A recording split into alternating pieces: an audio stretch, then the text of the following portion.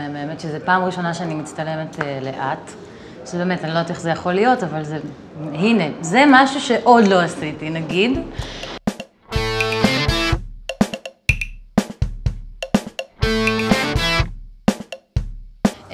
והכתבה שאני עושה פה, אז אני פשוט זימנתי כל מיני אנשים מכל מיני תחומים, ורציתי לדבר איתם על יצירה, ולדעת איפה היצירה פוגשת אותם בתחום שלהם, ורציתי באמת לדעת מה הנקודות שמחברות בין כולם.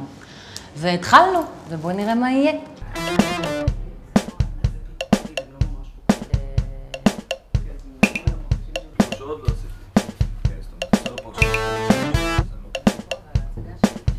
בחרות?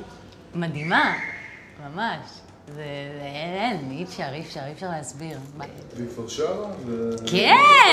כן, היא שרה, באמת שרה, אני לא צוחקת. איך היא שרה? הנה, היא ידעה. היא שרה, הילדה שרה נשבעת בהוריי. תקשיבי, יש לה כאלה...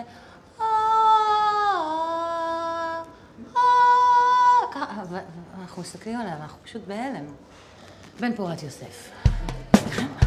ככה נסיים את הכתבה.